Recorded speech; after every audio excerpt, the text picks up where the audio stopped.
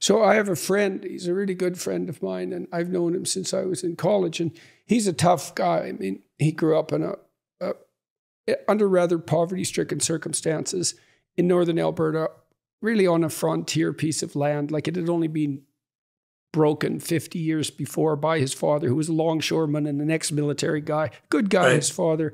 But this guy grew up, and he is tough. He worked in lead smelters, and he wandered around Western Canada. And he was my roommate when I went to college, and is still a good friend of mine. And he ended up working with, like, delinquents. He went into social work, oddly enough, and he ended up working with some of the worst delinquents in Canada.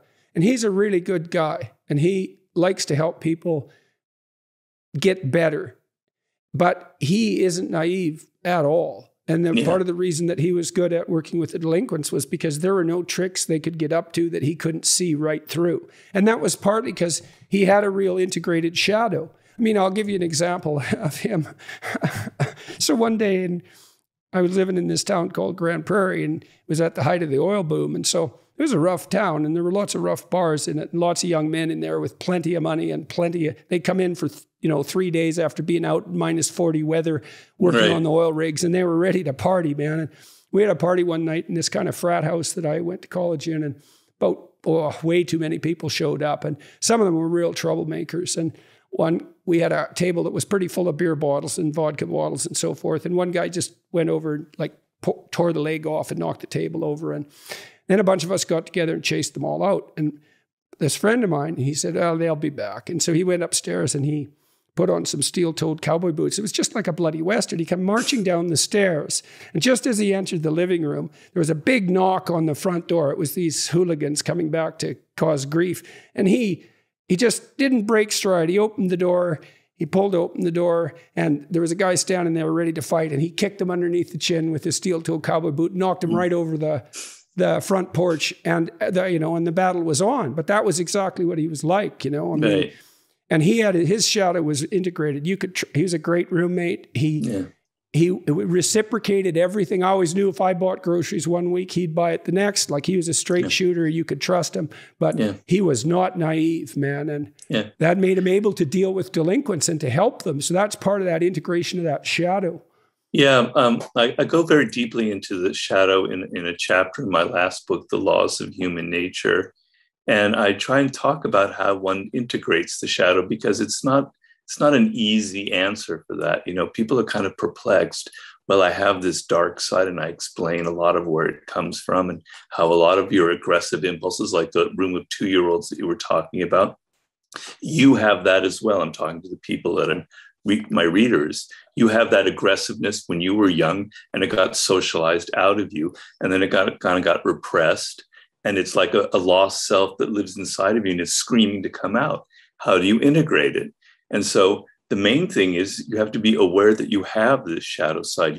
You can't run away from it. You have to acknowledge that it exists. You almost have to embrace it in a way. A good parent too does everything he or she can not to repress that. Like, what you want to do with children is you want them to be forceful. You want them to have some power. Exactly. You want them to integrate that capacity for aggression into, well, let's say, lucid conversation. You want them to be able to stand up for themselves in family discussions. If you just punish them for being aggressive, let's say, for talking back or something like that, you don't guide that into more sophisticated development. You see this in schools too now. When my kids went to school, this was so dumb. We had a rule in our house, which was, you don't have to follow stupid rules. That's a good rule. But if you get caught, you have to put up with consequences. So one rule was, the school had, not only could you not throw snowballs, you couldn't make them.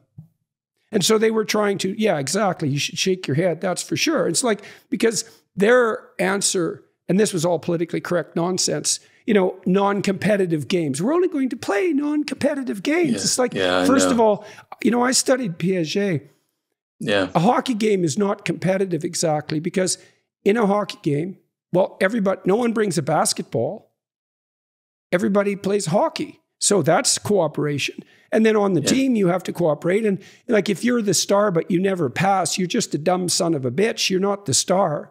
And so there's tremendous amount of cooperation in all those competitive games. They're integrated. And this idea that, you make children better by not allowing them to be competitive. It's disgusting. It is. Well, that's the Freudian devouring mother, right? That's, everyone's safe and no one's going to ever hurt anyone. And that's kind of where a lot of young people are, they enter the world where they've been coddled, where they think that there are no winners, that everyone is, it's just win-win situations. And that's where they get really shocked by the realities of the world. So all this coddling and this idea that there doesn't have to be a winner. We don't have to get prizes for first place. Everybody should get a prize. All you're doing is setting your children up for massive, shocks when they enter the world and they see that it's not like that. Yeah, and then they get disillusioned and depressed, or traumatized by it. I mean, when my son's hockey team in his school, they won the city championship, which was a big deal, and the school was pretty happy about that. To his credit, so was the coach. But the principal, who was this authoritarian empath, she was an awful person, I thought. Authoritarian empath. That's interesting. Yeah, so she used moral virtue as a club. Yeah. Oh, no, it was, there's plenty of those people around. And she said, well, really, today we're all winners. And the coach had exactly. No, it is sickening because my son was just appalled by it. But the coach had enough guts. He said, no, the hockey team won. And it's not like the kids in the school were jealous. Some of them were, obviously, but most of them were really happy, like you are when your sports team wins. And most people are generous enough so that they're able to celebrate someone else's victory without. And that's the same. I saw this with birthday parties. I just bloody well hated this. It's like, well, every child gets a gift bag. It's like, no, they have their damn birthday. Every child doesn't need a damn gift bag. And this same naive, treacly, and it's authoritarian too, because it imposes this kind of view of the world. It's like, no, it's this kid's day to be special. That's why we're celebrating this kid. The rest of them, if they can't take that, it's like there's something wrong with the way that they've been treated and attended to. Well, a lot of my books, I've tried to remove the kind of taboo or the negative associations we have with the word like power or with the word ambition. I try and say ambition is a good thing. It means that you believe in yourself, you have some self-love, and you believe you're worth something, and you want to go out and achieve and create something worthwhile for other people. So ambition is a positive thing. But so many people are just kind of embarrassed about being a human being, embarrassed about our primate nature, embarrassed about our own aggressive impulses. This is partly why boys are failing in our schools now at a disproportionate rate. And I see there's an assault of the sort that you're describing on the better part of striving masculinity. And, I had a friend who killed himself because he identified his ambition with, the patriarchal force that's devouring the environment, let's say, and that's the cause of historical horror. And you might say, well, no one takes that onto themselves to that degree. And you can say that, but that you just don't know what the hell you're talking about. People take that onto themselves all the time. And then they start to identify the best part of them that strives forward with the destructive impulses of humanity. And they're so ashamed because they can't do anything good then, but in principle, he tried to be as inoffensive and harmless in every possible way as he possibly could. And it just sucked all the life out of him. You end up turning that aggressive energy on yourself is what ends up happening. And that's maybe leads to suicide, the ultimate kind of self-aggression. I know that I personally have, as I said, I definitely have a shadow side. I'm very aggressive and extremely competitive, and I have a lot of anger. So a lot of those experiences in my youth made me very angry. But the way I kind of integrated my shadow, I'm not saying this is a model, but the way I integrated it was through my books. I kind of, that anger kind of seeps through the material that I write. And I find I can only write when I have that kind of anger, but I don't rant. I don't yell and kind of put people down. I kind of channel it into something productive and something creative.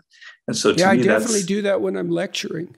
And people have commented, some of the people who've criticized me that I'm an angry person, and which isn't true, but it's definitely that anger, that capacity for anger definitely is something that gives you force, and it can push, and anger definitely. So psychophysiologically, So imagine that, this is obviously a thought experiment, but imagine you're chasing a cat with a broom. Well, the cat's going to run from the broom. But if you corner the cat with the broom, it will attack you, even though it's just a cat. Well, and the reason for that is that fear will facilitate either freezing or escape. Right. But sometimes fear isn't the right response, and anger will suppress fear. And so one of the tools that we have at our disposal psychologically is anger as an antidote to the terror that would otherwise freeze you.